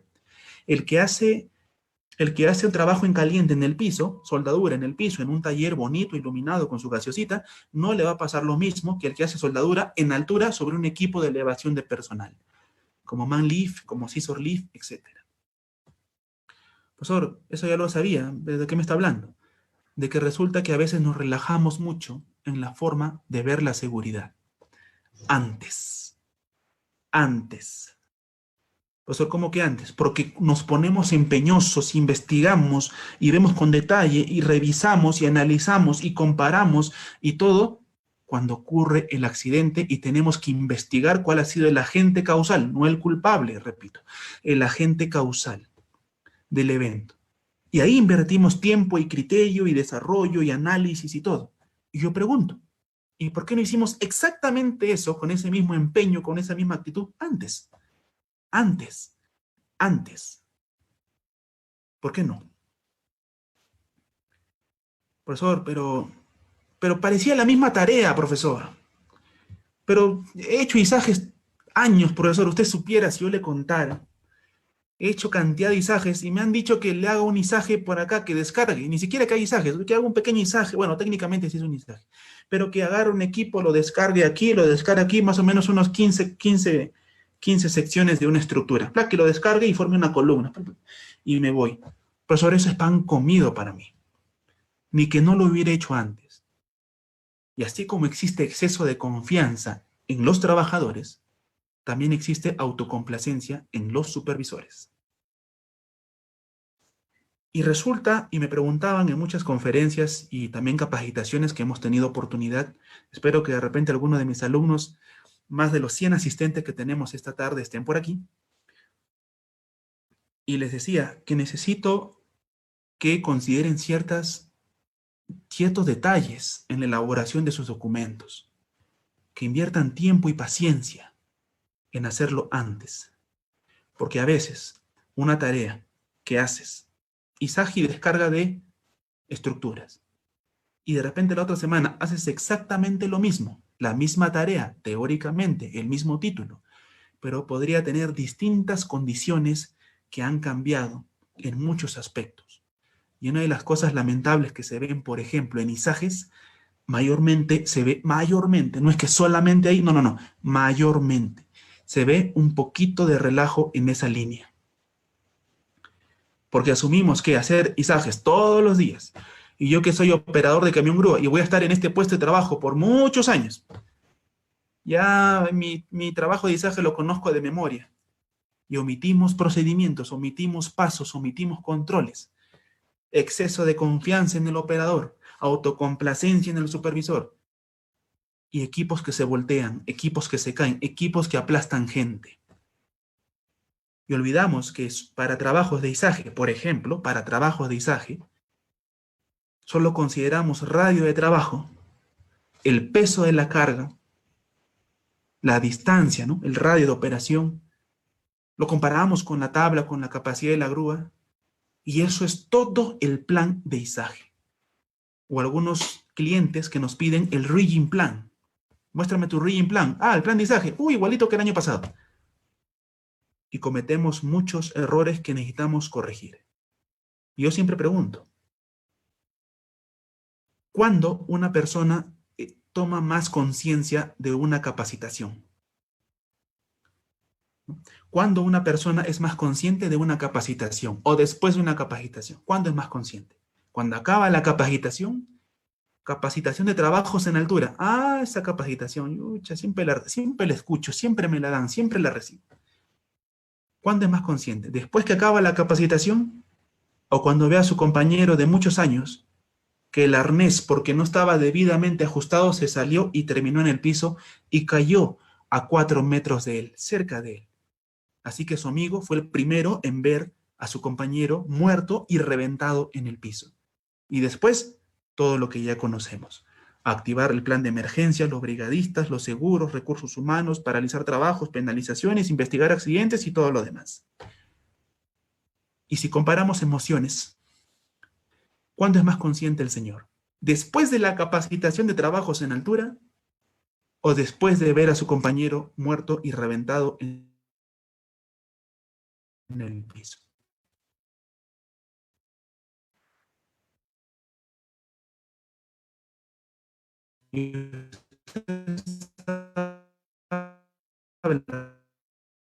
Profesor, ¿de qué está hablando? Y aquí les muestro a ustedes de justamente eventos de accidentes que han pasado por trabajos de alto riesgo, paréntesis, izajes, y en el informe de investigación han concluido que les faltó considerar o darse cuenta de que estas cosas no habían considerado ni en sus procedimientos ni en sus controles. ¿Dónde se dieron cuenta? En el informe de investigación. Y aquí se los dejo. Muchas veces ocurren accidentes por ejemplo, si hablamos de, y esto debe estar en los estándares, y esto tiene que estar en los controles, y esto debe estar en los procedimientos, por ejemplo, para un procedimiento de izajes. Y les muestro las líneas que no consideraron. No consideraron, y ocurrió el accidente, radio de trabajo. No habían considerado la cantidad de personas expuestas. No consideraron la capacidad de la carga, y pensaron que el equipo lo iba a resistir. No consideraron áreas de trabajo comprometidas. El equipo giró y chocó con una estructura. Zonas de trabajo comprometidas. Iban a hacer el izaje y más allá estaban haciendo otro trabajo y los perjudicaron. Tránsito vehicular comprometido. Hicieron el izaje y chocaron con una camioneta que justo doblaba la esquina. No lo vieron, no lo pensaron, no lo planificaron. Tránsito peatonal comprometido. Aseguraron su área de trabajo, pero no verificaron que la pluma iba a extenderse más y el radio era más grande. Y más allá había una persona que estaba viniendo, estaban desplazando andamios y golpearon el andamio, un andamio con garruchas, con ruedas, que es móvil, se desplaza, y justamente generó en su volcamiento que aplaste a las personas. Tránsito de visitas comprometidas. Hicieron el izaje, nadie de la empresa estaba y justo ingresó una visita que se olvidó de una reunión con el gerente y generaron el golpe, la colisión. Condiciones atmosféricas, descargas eléctricas, vientos que generan inestabilidad en la carga. Infraestructuras cercanas, una puerta, una estructura, una ventana, una viga, una columna. Puntos ciegos, giro y luego el cliente quiso que cambien de posición y más allá no veían y el rigger tampoco había. Y por no ver bien generaron un daño material. Ángulos de giro, que va acompañado de radios de acción, y tamaño de la carga. Una cosa es el peso de la carga, otra el tamaño de la carga, y dónde lo voy a desplazar, cómo lo voy a desplazar, hasta dónde va a llegar, qué cosa hay allá. Como le dije, en esta parte de esta diapositiva, justo lo puse con el nombre de alcance y previsión. Puede ser que la tarea sea la misma a la que siempre hacemos todos los días, pero puede ser que la condición de mañana, que tiene la misma tarea, tenga un distinto alcance y una distinta previsión. Eso es justamente el consejo que les comparto. Y apliquen lo mismo para cualquier tipo de tarea, cualquier tipo de actividad que usted desarrolle, que usted ejecute. No relajemos controles, no nos agarre el exceso de confianza o la autocomplacencia, como también decimos. En esta imagen de aquí, de alcance y previsión, justamente nos habla de las consideraciones que se deben tener para hacer un trabajo seguro. Pero de lo que no se habla es de los detalles que se tienen que considerar en una elaboración de documentos. Y eso solamente se puede hacer no desde oficina, sino estando en campo, viendo, pisando y observando las condiciones en las que se van a hacer los trabajos. Por eso que una de las partidas y una de las tareas importantes antes del primer día oficial de ejecución de los trabajos es la inspección preoperativa que se hace. Hay que revisar antes las condiciones, hay que revisar controles, hay que ver dónde vamos a almacenarnos, dónde va a estar el área de vestuarios, del área por ejemplo, el comedor, las oficinas, el almacén, por dónde ingresa mi personal, por dónde sale mi personal, dónde ingresan mis vehículos, dónde empiezo a excavar, qué hay al costado, qué hay en ese almacén. Ese cilindro que dice que está vacío, ¿qué cosa es? ¿Es un cilindro vacío o tiene residuos de gasolina? ¿Qué cosa hay? ¿Qué cosa tiene? ¿Quién lo tiene? ¿Cómo lo tiene? Necesitamos preguntar, necesitamos antes de ejecutar los trabajos, saber a qué cosa nos enfrentamos. ¿Por qué les comparto esto en este congreso, en este ítem específicamente de procedimientos, estándares y petares? Porque cuando nos toca enfrentar o asumir un accidente, nos volvemos recién detallistas. ¿Para qué? Para investigar el accidente. Pero investigarlo, por más que sea la buena metodología que utilices o cual sea la metodología, nadie va a regresar al compañero que ya perdió la vida. Lo que va a servir ese informe de investigación es que a nadie más vuelva a quitarle la vida, que es distinto. Pero al que ya se accidentó, al que ya perdió los dedos, al que ya lo aplastaron, no hay marcha atrás, así sea un buen informe de investigación. Y si haces un buen informe de investigación, tampoco nadie te va a aplaudir, porque el trabajo era no hacer el informe. El trabajo era prevenir el evento. Entonces, aquí en esta diapositiva, que me he concentrado un poquito más que las otras, esta palabra alcance y previsión, tómelo nota, no lo olvide y aplíquelo para cada tarea. Si hablamos de las tareas y los tipos de actividades que se hacen en el país, es bastante abundante. Sería todo un congreso hablar de todas las actividades económicas que se desarrollan en el país y las podríamos hablar.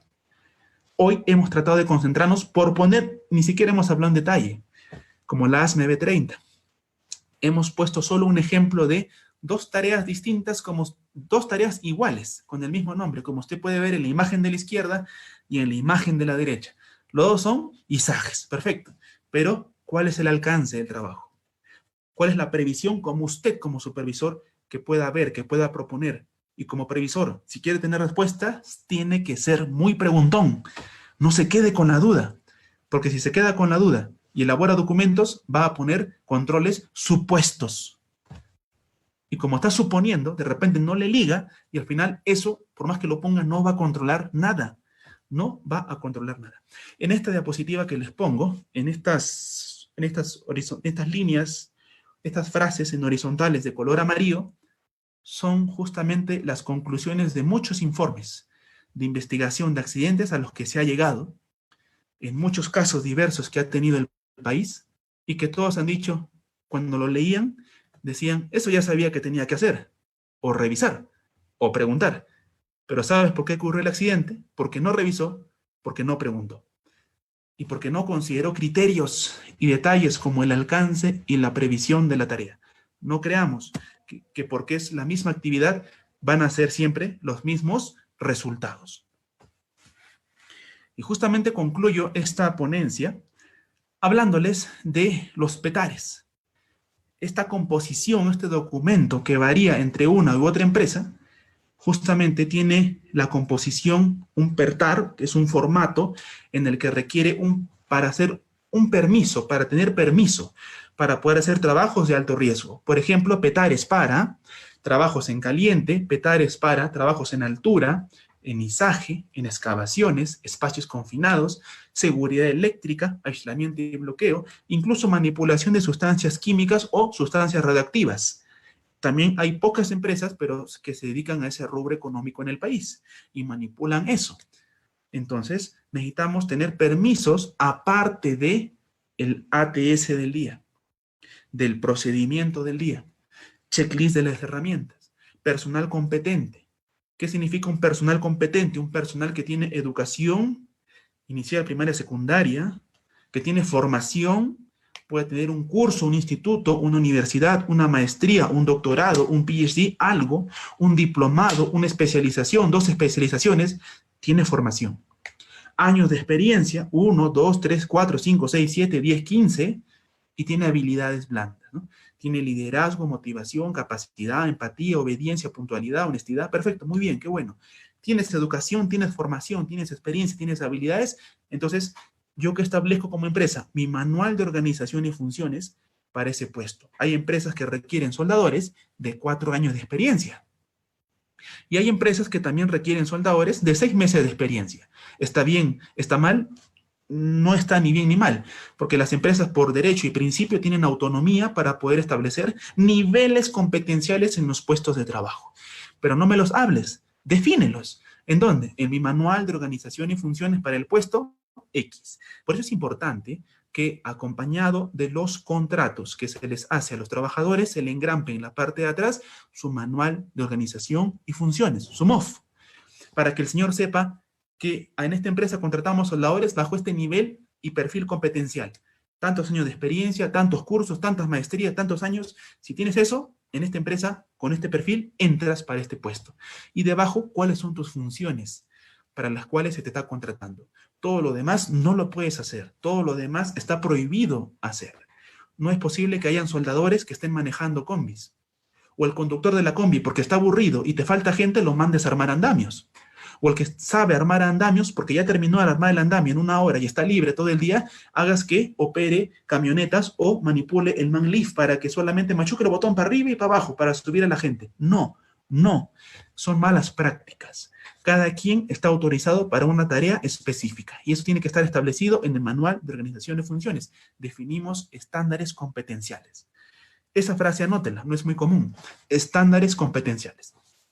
Entonces, necesitamos, aparte de eso, tener entonces personas que estén competentes para la tarea. Si garantizamos y establecemos un perfil de puesto y tenemos que la persona tiene la competencia para el puesto, es una persona competente. Profesor, pero el que hace la tarea no es un personal competente, es un personal autorizado. ¿Y ahora qué tengo que hacer para que el señor que es competente lo transforme y lo evolucione a un personal autorizado? ¿Qué le falta? Firmas. Repito, firmas. Que alguien lo firme. Por eso es tan grave encontrar trabajos que se están haciendo sin firmas. ATS o ASTs que se están haciendo sin firmas. En el rubro minero, IPRCs continuos que se están haciendo sin firmas.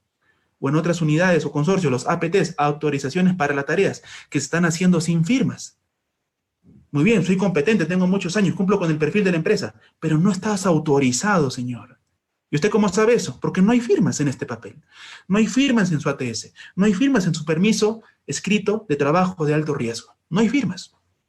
No está autorizado. Sí está competente, también está calificado, pero no está autorizado. Y hacemos ahí una pequeña diferencia. Personal que tiene personal competente. Personal competente. Del personal competente que está en el medio, si tiene las firmas para la tarea, como el permiso de trabajo de alto riesgo, es un personal autorizado. Un personal autorizado. No tiene firmas, te quedas como personal competente. Personal competente. Y si un personal apto para la tarea, un personal apto para la tarea, aquella persona que tiene conocimiento, tiene experiencia y tiene un nivel competencial óptimo, ¿no? Está apto para la tarea. Una persona calificada, le dice. Persona, yo estoy calificado para la tarea, pero de repente no eres competente para la tarea. Y si lo eres y no tienes firmas, no estás autorizado para la tarea. Es el lenguaje que tenemos que siempre acostumbrarnos. En un formato de permiso para trabajo de alto riesgo, siempre van a considerar casi un 40% de un formato, tomen nota, 40% de un formato de permiso de trabajo de alto riesgo está enfocado a garantizar condiciones. A veces en trabajos en caliente la chispa que se genera no genera accidentes, si no reacciona con nada. Pero pon un cilindro de combustible de gasolina al costado de la misma trabajo de alto riesgo de caliente. Genera chispa y ahora esta chispa ya no cae al piso. Esta chispa cae al cilindro de combustible. ¿Qué va a pasar? Explosión. ¿Qué lo generó? La reacción en trabajos en caliente. Y en trabajos en caliente lo más crítico es las reacciones. Por eso cuando incluso terminan de hacer trabajo en caliente, requieren que un vigía se quede al menos 30 minutos para que las chispas que estén por ahí ardiendo en una pequeña escala no generen reacciones o, después de los trabajos de caliente, generen incendios. Solo por poner un ejemplo en trabajos en caliente. Entonces, 40% del permiso, por ejemplo, para trabajo en caliente, por ahí lo menciona. Presencia de vigía, revisión después de 1 hora, revisión después de 2 horas, orden y limpieza, etc. 40% de un permiso de trabajo de alto riesgo, condiciones. Luego, un 30% se basa en competencias. ¿Quién va a hacer el trabajo de alto riesgo? ¿El que conseguiste llamando por teléfono o el que pasó una evaluación crítica, minuciosa de sus competencias, de sus capacidades, de su experiencia, de sus certificados, sus diplomados, sus certificados universitarios, sus institutos, pero está competente para la tarea? 30% evalúa nivel competencial de la persona que va a hacer el trabajo riesgoso, no, de alto riesgo. Por eso no cualquiera podría hacer ese trabajo. Requiere competencias, perfiles, entrenamiento. Entonces, por ahí, en muchas de las preguntas, los permisos de trabajo de alto riesgo van a apuntar por ese lado. 40% condiciones, 30% niveles competenciales, 20% de autorizaciones y garantías. 20% de autorizaciones y garantías en lo que respecta a firmas. ¿Quién firma? ¿Quién autoriza? ¿Quién te mandó a hacer ese trabajo? Eso es lo que hoy por hoy siempre se revisa. El que te autoriza a hacer el trabajo normalmente es el supervisor de operaciones. Pero hay contratistas que dependen de un líder o supervisor del consorcio que te autoriza a la contratista. Entonces ya no es el supervisor de operaciones, es mi dueño de contrato o mi supervisor de consorcio o el cargo que tenga. Entonces alguien te autoriza y el operativo de la empresa autoriza al grupo de trabajo y el grupo de trabajo hace la tarea. Entonces, 30% va por 30% va por ese lado. Y luego tenemos un 10% de garantías y post-trabajos. Me refiero a, después de acabar los trabajos, siempre se requiere el clásico orden y limpieza, guardar las herramientas, retirar los discos de las amoladoras. No se pueden guardar las amoladoras con los discos puestos, porque en el traslado hasta el almacén, incluso dentro del almacén, podrían dañarse, craquearse, fisurarse, romperse, y si ese equipo con el disco vuelve a campo y vuelve a girar a las revoluciones que sea, dependiendo de la pulgada que le corresponde a la amoladora, va a reventar, va a destellar y va a impactar en el rostro o hasta incluso atraviesan ciertas caretas de los trabajadores. ¿Qué pasó? Si estaba muy bien, no quitaste el disco.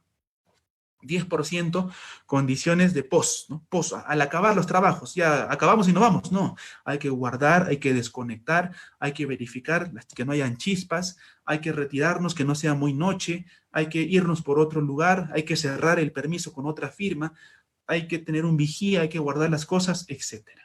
Recordemos y siempre fomentemos en el área logística el tema del FIFO. Profesor, ¿qué es el FIFO? First in, first out. Lo primero que entra, lo primero que sale. Hay muchos discos de amoladora que se honguean, se humedecen, y están ahí meses y meses y meses que por la falta de orden y limpieza no se entregaron a tiempo, y cuando se le entrega al trabajador después de mucho tiempo, lo hacen porque lo encontraron dentro de su desorden. Entonces ese equipo ya está maltratado, ya está un poco con mucha humedad. Los equipos de discos absorben humedad. Por eso que lo primero que llega debe ser, si en caso hay demanda, herramientas, martillos, tornillos, máquinas, discos, debe ser lo primero que sale. First in, first out. Y que la falta de orden podría congelar y guardar algunas cosas. Y después de tiempo que los encuentres, los puedes entregar en malas condiciones. Y si trabajan con equipos en malas condiciones que ingresaron en su momento con buenas condiciones, pues después de muchos años que tú lo encontraste y lo entregas, después de 10 años, ese equipo obviamente, o el disco, por ejemplo, va a reventar después de los 50 giros y tenemos un accidente. ¿Qué pasó? Falta de aplicar el protocolo de FIFO, por ejemplo, para los almaceneros en el área logística. Importante también revisar el tema de las firmas, ¿correcto? ¿Quién firma? ¿Quién autoriza? Y también son las primeras personas a las que empiezan a buscar en materia de daños y perjuicios. Recordemos que como supervisores no solamente estamos en campo para ver lo que hacen, sino también para asesorar a las gerencias, para asesorar a los operativos, para formar nuevas personas, mejores trabajadores y de igual manera ser garantes de los controles que las normativas cada día se actualizan. Es importante revisarlas y es importante cumplirlas en campo. A favor de la gente, a favor del proyecto, a favor de todos y sobre todo para que esos trabajadores regresen a sus casas y puedan volver a ver a sus familias y sentirnos orgullosos del profesional o los profesionales que somos, ¿sí? Muchas gracias a todos. Muchas gracias, ingeniero, por su grandiosísima ponencia. Vamos a pasar a la sesión de preguntas. Los participantes que tengan una consulta, duda, pueden hacer uso del chat de Zoom o si no, pueden levantar la mano y se les va a activar el micrófono para que puedan realizar su pregunta directamente.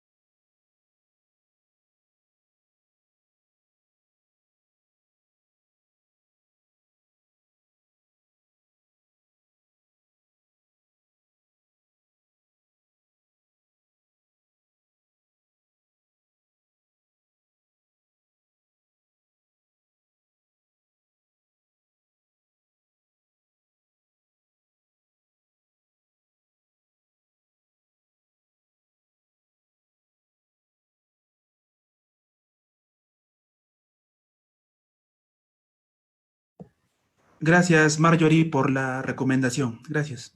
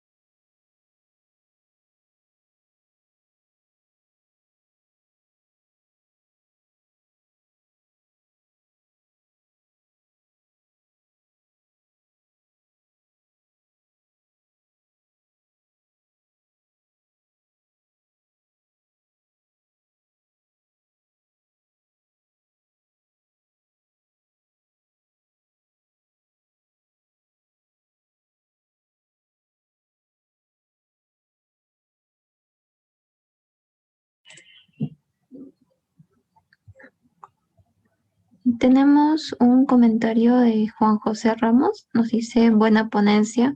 Muchas veces las empresas ven como gasto el tema de la implementación de seguridad. Si bien es cierto, nosotros evitamos que ocurra un accidente porque si ocurren los gastos recién se verán en el tratamiento de la persona. Indemnización, pérdidas de hora, hombres de personal auxiliar o brindar los primeros auxilios, entre otros. Y como somos un área que no genera ingreso económico, somos un área que evitamos que se gasten en cosas que se pudieron evitar. Tenemos una consulta de Yenki León Fernández. Ingeniero, buenas tardes. Por consulta, la interacción hombre-máquina de los equipos de línea amarilla está estipulado en el JPR o el procedimiento de trabajo.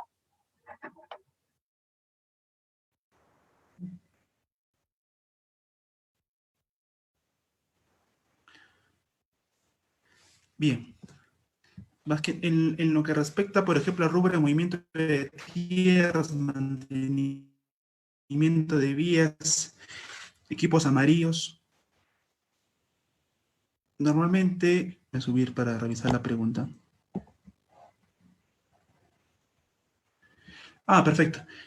La interacción de hombre-máquina de los equipos de línea amarilla, perfecto. Está estipulado en los procedimientos de trabajo, en la medida que indique al trabajador cómo operar el equipo, ya que para esa actividad está autorizado y está contratado.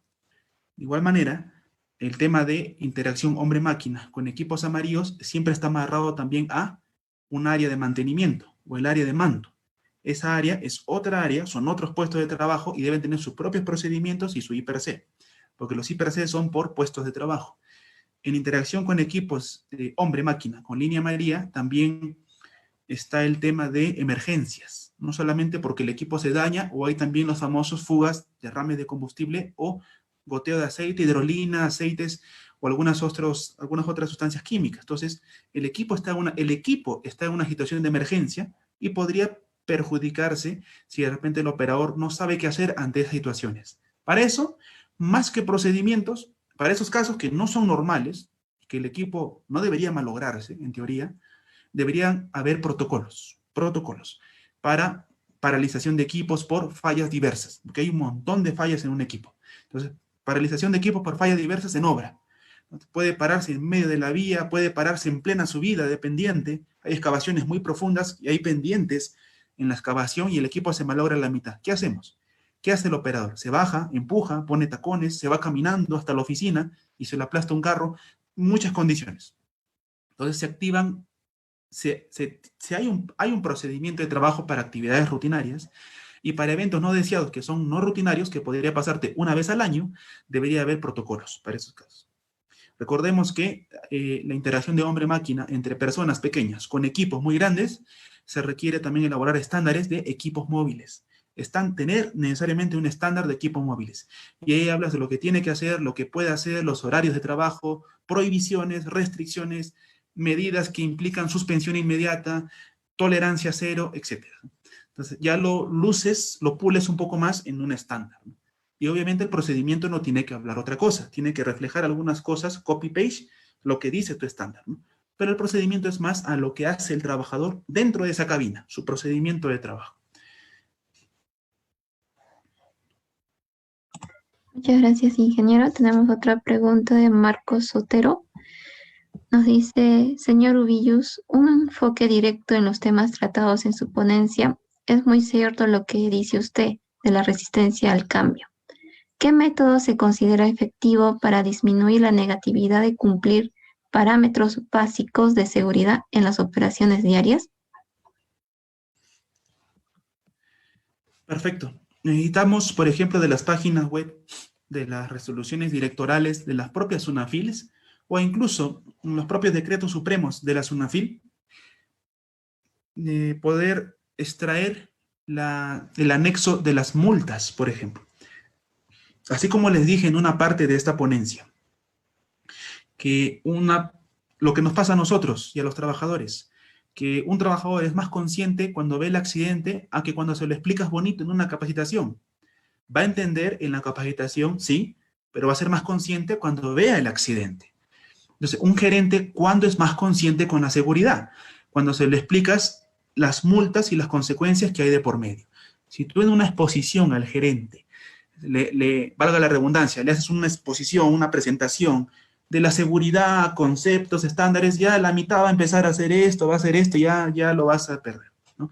Entonces, si tú en la primera diapositiva le pones, según el último anexo del decreto supremo de SUNAFIL, en lo que respecta a escalas de multas, ¿no? De 1 a 100 personas, pequeña, micro, gran empresa, estas son las multas, ¿no? Que oscilan desde 1 IT, 20 IT, 100 OITs, y que esto si lo multiplica por 4.300 soles, me sale de 1.000 soles, 50.000 soles, 100.000 soles, medio millón de soles. Y 1 millón de soles, orden y limpieza. 2 millones, perder los dedos. 3 millones, amputación de mano. 4 millones, pérdida, incapacidad permanente. ¿No? 10 millones, y etcétera, por enfermedad. ¿No? 10 millones y medio por fatalidad. Entonces, y empezamos a mostrar números al gerente, te juro que en ningún momento va a parpadear. Porque estás hablando más que de su empresa, de sus bolsillos, porque eso es lo que más cuida. Entonces, tienes que explicarle qué es lo primero que va a perder. ¿Qué cosa? Lo que más está cuidando. ¿Y qué está cuidando el gerente? Su plata. Entonces tienes que explicarle multas, diapositivas de multas. Averiguar, investigar un poquito casos de cierres de empresas, que también los hay. Cierre de obras. Empezando la primera semana de la obra, lo cierran, clausurado, temporal o permanentemente. Y esa gente que has contratado, ¿qué? ¿Ya no le vas a pagar sueldo? ¿Y esa plata de dónde sale? Si el consorcio o el cliente no te va a pagar porque no estás avanzando en nada. Entonces ahí empiezas a darte cuenta, uy, no, entonces tengo que comprar, tengo que implementar, tengo que hacer. Se vuelve un poquito más consciente. Escala de multas de la SUNAFIL. Caso de cierre de multa de empresas. Caso de cierre de proyectos. Penalizaciones a gerentes. Penalizaciones a la supervisión. Multas a las empresas. Indemnizaciones que es de la empresa para el trabajador. Pero ¿quién decide eso? ¿Le paso 1 sol o 1.000 soles mensuales? ¿De quién decide eso? ¿El supervisor, mi residente, mi mano derecha? No, el juez. Cuando determine, digamos, el caso judicial y determine un monto económico de indemnización para el trabajador que quedó mal por tu culpa. Entonces, tal cual lo dice el juez. Entonces, mostrándole esas consecuencias, que son las cosas que va a suceder, entonces es como que una introducción a decirle, bueno, pero no te preocupes, te estoy diciendo lo que puede pasar, no lo que te va a pasar. Pero permíteme decirte cómo podemos prevenir esto. Y empezamos. Entonces, y ahí le da la explicación. Es una manera de concientizarlo, porque si no le ponemos números al gerente y le empiezas a hablar de teorías y la seguridad en el año 1980 en Estados Unidos, cuando empezaron a hacer, luego en el Perú, con el metro de Lima, empezaron a excavar en el año número tal, se paralizó la obra, luego vino el tema del COVID, y ya lo perdiste, créeme que ya lo perdiste. Hablemos de números sobre la mesa, cómo lo puede perder y cómo podría hasta ganar un poquito más. Si le hablas de eso, te va a escuchar toda la tarde. Muchas gracias, ingeniera. Tenemos un comentario de Facebook, no es una pregunta, por parte de José Colina. Nos dice, la minería es la base de la economía peruana, siendo un país productor minero con gran trayectoria y excelente en plomo y zinc. La elaboración de PET y estándares operacionales para minimizar riesgos de accidentes de seguridad y salud ocupacional. Por esa razón se fomenta la conciencia preventiva de los trabajadores. Esto implica un patrón único estándar para todas las empresas mineras y no deben tener patrones distintos, solo uno, solo de seguridad integral. Es un comentario de Facebook. En efecto, comparto lo mismo también. Y es una de las actividades más riesgosas. Bueno, actividad no, es uno de los rubros económicos también pioneros de personas que no salen bien. Le sigue la construcción, luego le sigue el transporte y por ahí atrás almacén. Pues, ¿qué es eso? Rubros económicos. Entonces congelamos, ¿no? Lo congelamos para no tener accidentes, paralizamos la economía y nos volvemos pobres todos. Entonces, por eso la gestión de la seguridad tiene estrategias para seguir haciendo lo mismo, logrando lo que quieres prevenir. Esa es una estrategia, lograr lo mismo, producir igual o el doble, no sé, lograr lo mismo, pero garantizando lo que tanto quieres prevenir. ¿Qué necesitas? Estrategias. Entonces, todo sistema integrado de gestión, y por ahí en alguna parte de la ISO 45001 dice estrategias. Entonces, pues, eso es importante. Necesitamos crear estrategias. Muchas gracias. Vamos a culminar con el último comentario de Juan José Ramos Ramos, que nos escribe desde la plataforma de Zoom. Los gastos no considerados en un accidente también son el reemplazo del trabajador, menor producción del trabajador lesionado, desprestigio de la empresa, daños, interrupción de la capacidad de producción, investigación de accidente, reemplazo, alquiler de maquinaria. Esos son lo mínimo, ya que abarca un área más amplia. En efecto. Entonces, considero que no hay más preguntas por los participantes y tampoco veo que levanten la mano para poder activarles el micro. Sí. Con esto estaríamos cerrando la sesión de preguntas.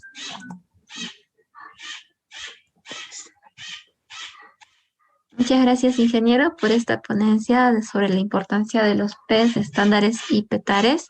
Estamos muy agradecidos por su participación y también agradecer a la consultora ILS Setwork por ayudarnos con esta ponencia. Y agradecerles a ustedes por crear, como dije al inicio, es lo que necesitamos promover bastante, crear espacios de confianza, espacios de oportunidad, espacios de diálogos, para no perder, frente a la coyuntura COVID que todavía nos sigue acompañando, no perder espacios de oportunidad para seguir aprendiendo. Ustedes de mi persona, de mi experiencia, y yo de igual manera con sus preguntas, que me obliga y siempre me permite y me recuerda que hay que seguir leyendo, hay que seguir actualizándose. En el día que digamos, ya lo conozco todo en materia de seguridad, señores, empezó la conferencia, ya lo sé todo, desde ese momento, señores, tienen que dejar de salir de grupo porque no va a ser una persona que dice que ya llegó al tope en conocimiento y que ya lo sabe todo. Lo mejor es que dejen la sala porque ese día no van a aprender nada. Van a escuchar a una persona que se congeló en el proceso de aprendizaje, en el proceso de crecimiento. Por eso usted nunca deje de crecer, nunca deje de aprender. Siempre infórmense y en ese proceso que estamos de aprendizaje, nos esperamos volver a encontrar